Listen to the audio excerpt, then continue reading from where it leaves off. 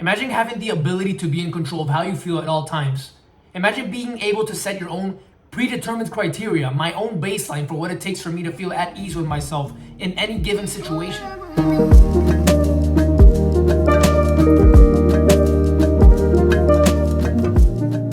Here's why I measure myself off of my own internal standards rather than the outcomes that are produced. And notice how I said outcomes that are produced and not outcomes that I produce. It's because most of the time they're not entirely in our control. And so I always used to let them dictate how I would feel without even knowing it. It's like I check the crypto market, and if it's up 10% up today, then I will also feel 10% up today. If the business meeting goes well today, then I will also feel well today. My emotions just always reacted based on what the outcome was. And what I didn't realize was that by doing this, something so important like my state of being was being outsourced to external factors to the world. Imagine the inverse. Imagine having the ability to be in control of how you feel at all times. Imagine being able to set your own predetermined criteria, my own baseline for what it takes for me to feel at ease with myself in any given situation.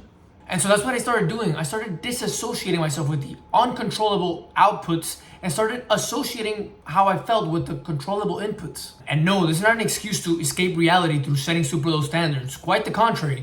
It's a way of increasing the probabilities of landing the outcome that I want through variables that are under my control and that I have already identified have a good chance in taking me there.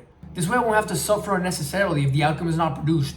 As well as I went through with my well thought standards, then I'll be fine with myself. Because if the market drops 15% this month and I'm down $5,000 as a result, this cannot translate to a drop in my emotional state. I will not allow my state of being to be at the will of the uncontrollable markets. You know what is worthy of interfering with my emotions? If this month I don't invest the amount of money that I had told myself I would, that I can allow to screw me over because that's a variable that I can control. It's under my jurisdiction, therefore it makes sense for me to measure myself against it. If at work today, the client meeting that I have does not produce a favorable outcome, this doesn't necessarily mean that I'll beat myself up for it, that I'll feel bad. I'll only feel bad if I didn't go through with my standards. That is, if I didn't put the effort to make sure that I knew every single detail that there was to know about this program that I'm covering in the meeting. Because that's a variable that is under my control. Therefore, it is worthy of interfering with my emotional state. But if I did actually prepare myself, like honestly, I did what I could with what I had, with where I was, then I'm good. Now let's be real. I know that to a certain extent, it's simply impossible to not let the outcomes affect you. I mean, at the end of the day, if I see my portfolio balance just $10,000 more than it was yesterday, you can be sure as hell that I'll feel excited. And same as if my company lands a new program award straight at the meeting, right? I mean, I can't help but not to feel great. I do recognize the effect that the outcomes have on me, and I'm not saying that I should not let them affect me or implying that there's even a way for me to do so. What I am saying though is that I found that it's way better for me to not measure myself, my worth off of them, because in doing so, I'm handing over the keys to my state of being. The next reason for why I decided it's best for me to measure myself via my own standard is that I realized that by tying my sense of accomplishment directly to the outcome, I started to lose the ability to distinguish a correct decision from a wrong one. For example, 2 months ago, I decided to skip investing what I usually do for my paycheck because my crypto portfolio was up 30% that month. So it's like, because I already made $6,000, $5,000, $7,000, because the outcome standard had already been fulfilled, I couldn't see the need for continuing to invest. So having this outcome standard stopped me from doing the only thing that I was truly in control of and is what would ultimately contribute to my financial success, investing. Whereas if I base myself off my own internal standards in the first place, then I wouldn't let the market gains get in my head.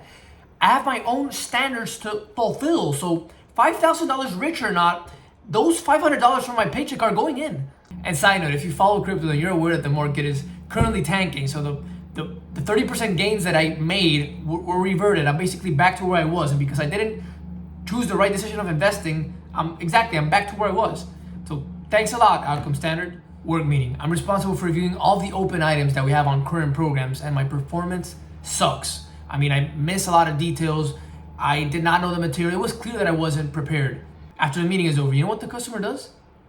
He awards us a new program. My boss is super happy, the team is super happy, and if I were to measure myself via outcomes, I would also be super happy despite the fact that I just did terrible, which is precisely why this is so dangerous. It's because just like the outcome told me it was okay to not invest that time, it's now telling me that it's okay to show up to meetings unprepared. It's like tying my sense of accomplishment to the outcome blinds me from recognizing the fact that the program award and the $5,000 weren't a product of my causation and are therefore interfering with the feedback that I'm supposed to receive.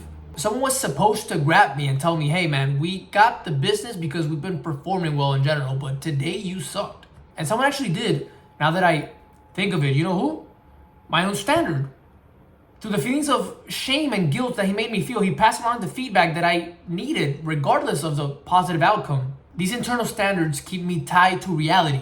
In that example, it provided the humility that was required for me to accept the fact that even though a positive outcome was generated, it was not a consequence of the decision that I made.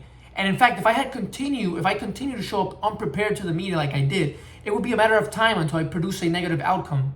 Let the outcomes of your standards surprise you, just like they've surprised me.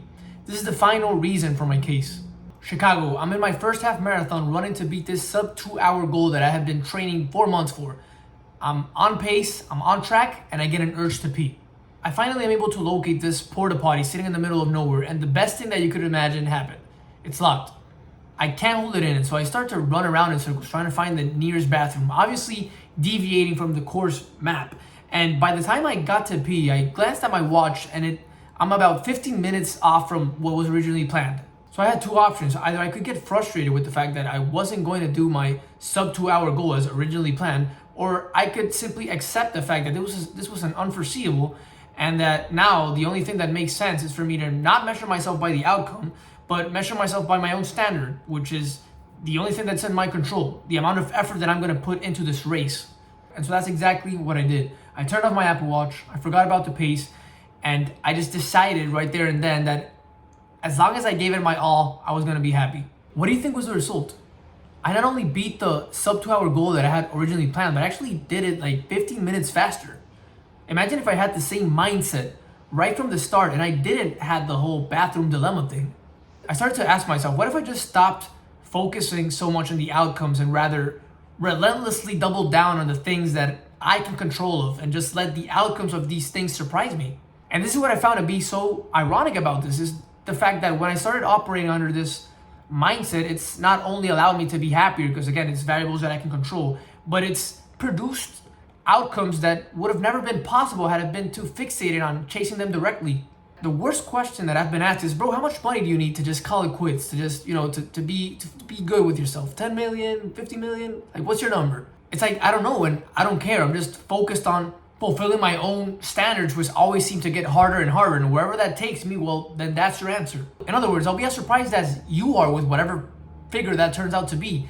I just know that as long as I'm truly pushing myself like I was in that race, and I'm providing the highest value possible that I can to society, if the product of that is 50 million, 10 million, 100 million, then cool.